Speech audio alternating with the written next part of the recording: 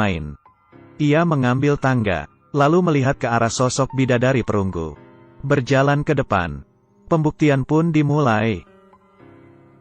Bisa disimpulkan, ternyata dia panik. Semua penonton terkejut padanya. Ditambah tatapan si manusia perunggu yang penuh amarah. Membuatnya tidak bisa apa-apa. Tidak berkutik sama sekali. Pria itu berpura-pura tetap gagah dan keren. Hanya bisa pergi meninggalkan kerumunan. Sekembalinya ke pantai, rasa sentuhan tadi masih terngiang di kepala. Namun, muncullah seorang gadis cantik di hadapannya. Memberi tamparan yang mengembalikannya pada realita. Awei dibuat termangu. Sang teman pun membela. Tak disangka Amei berkata, "Aku adalah Putri Duyung yang diraba temanmu." Mereka sekejap mengerti. Paham bahwa Xiaomei sedang menginterogasinya. "Saat kamu merabaku, apakah kamu tahu bahwa aku adalah manusia?" Awei tentu saja pura-pura tidak tahu.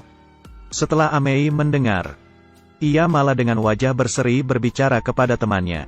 "Kalian sudah dengar? Dia bilang dia tidak tahu, kok.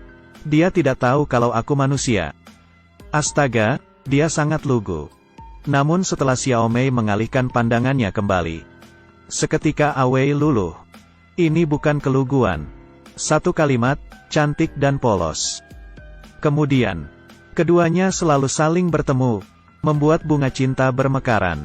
Sayangnya, itu membuat Amei hamil. Harusnya ini menjadi kabar gembira. Tapi Awei bersikeras akan membawa Amei ke rumah sakit untuk aborsi.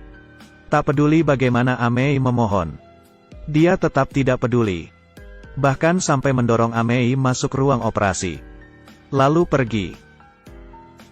Tapi yang aneh adalah, di tempat yang tidak terlihat Amei, Awei berlutut sambil menangis. Lantas apa yang menjadi keluh kesahnya? Bagaimana rasanya dibesarkan oleh wanita kaya? Tatapan ini penuh rasa tidak suka. Namun wanita kaya itu tidak peduli. Dia langsung mengambil sebuah baju pesta. Awei tersenyum, joget sambil berjalan dengan si wanita kaya. Karena mengerjakan tugas sampai larut, Awei telat masuk kerja, lalu dimarahi bosnya. Di sana Awei ditertawakan karena hidup dari nafkah istrinya. Kali ini, Awei masih bisa tahan. Tapi pada saat itu, Xiaomei muncul. Awei terkejut, lalu bersama Amei pergi ke restoran.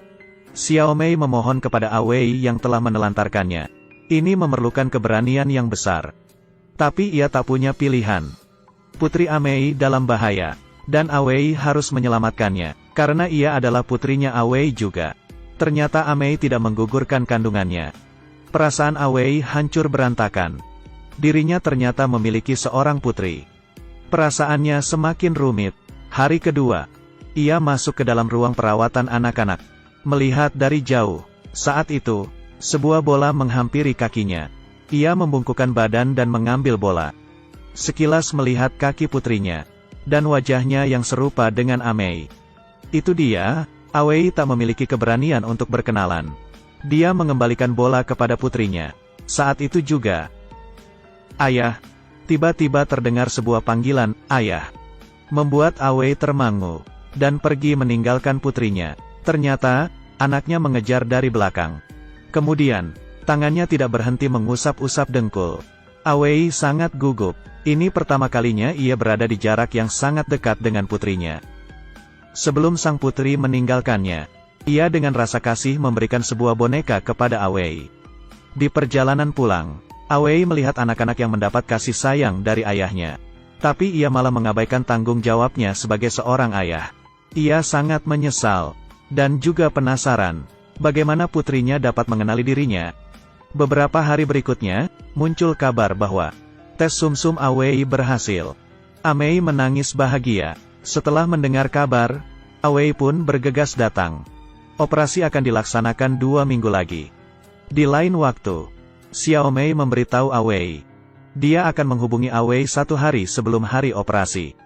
Tapi Awei menolak. Dia memberitahu Amei, tak peduli kondisi apapun, dia bersedia untuk hadir. Mungkin ini adalah wujud kasih dari ayah yang paling tulus pada anaknya. Namun yang mereka tidak tahu, sebuah konspirasi besar sedang lahir. Pria yang terbaring di atas lumuran darah pun terbangun. Ia berjuang untuk bangkit berdiri. Sebuah tangan yang berlumuran darah muncul dengan mengenaskan.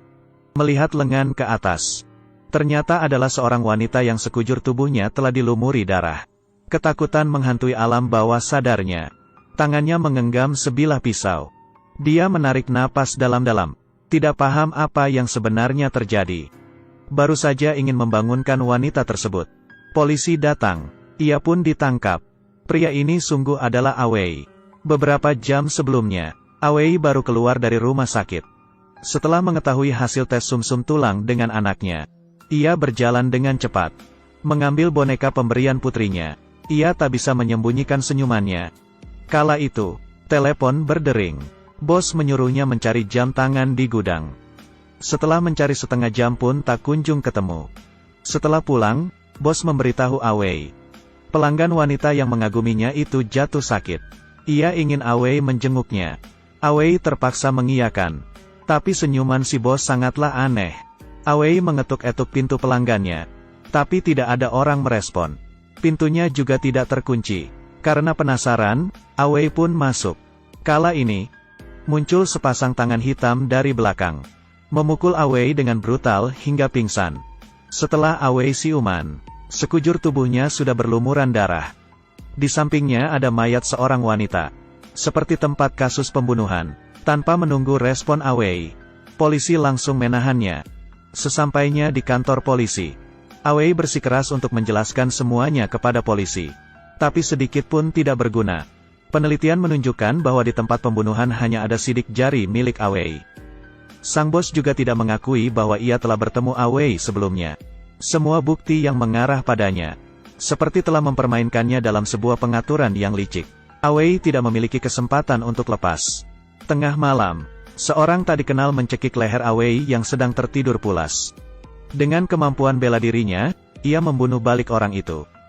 Sebenarnya, siapa yang kejam dan ingin membunuh para saksi? Hari kedua, Awei pergi menuju kantor kejaksaan. Ia merasa bahwa ia tidak boleh mati seperti ini. Belum lagi anaknya yang harus ia tolong. Bagaimana ini? Tiba-tiba, sebuah truk menabrak mobil polisi yang ditumpangi Awei hingga terbalik. Jalanan seketika menjadi kacau. Awei mengeluarkan boneka pemberian putrinya. Saat itu, ia memutuskan untuk kabur. Ia harus hidup, ingin memberi dukungan pada putrinya saat menjalani operasi. Ia dengan susah payah mengeluarkan diri dari mobil. Mengambil sebuah sepeda motor. Langsung menyalakan mesin. Dan pergi meninggalkan tempat kejadian. Petualangan menjadi buronan dimulai. Ketika kantor polisi mendapat kabar bahwa Awei melarikan diri, mereka langsung mengirimkan pasukan polisi untuk menangkap Awei. Tapi Awei adalah seorang cerdik. Ia berhasil kabur hingga tiba di rumah sakit. Demi menjenguk buah hatinya. Dan saat itu juga, putrinya baru saja keluar dari ruang kemoterapi. Wajahnya sangat pucat. Tiba-tiba ia muntah. Xiaomei bergegas membersihkan baju putrinya. Dan meminta maaf kepada putrinya. Awei terkejut melihat itu semua. Putrinya juga menyadari kehadiran Awei. Tapi putrinya hanya diam. Awei menatap dengan penuh penyesalan. Ketika ibunya sedang memakaikannya sepatu, sang putri memberi senyuman yang lebar kepada Awei. Tapi kemudian putrinya kembali muntah. Ketika Amei baru saja ingin membawa pergi putrinya. Aku ingin berjalan sambil menatap wajahmu. Sang putri pun memeluk ibunya. Matanya menatap Awei. Melambaikan salam perpisahan kepada Awei. Awei dan putrinya tersenyum. Tapi senyuman Awei berubah menjadi air mata. Khawatir apakah operasi putrinya akan berjalan dengan lancar. Apakah Awei bisa bebas dari kejaran polisi? Semuanya masih penuh ketidakpastian. Cerita ini berasal dari TV drama terbitan 2013 yang berjudul 2 Minggu. Mencapai rating hingga 8.4. Lee Junji memerankan tokoh Zhang Taishan, seorang ayah yang ceroboh. Jangan sekali-sekali menyepelekan kasih sayang ayah kepada putrinya. Demi melindungi keluarga, ia tidak ragu untuk menerjang bahaya. Alur ceritanya sangatlah menarik. Bila tertarik, Anda bisa mencoba untuk menonton film originalnya. Saya personil staf pamit undur diri. Kita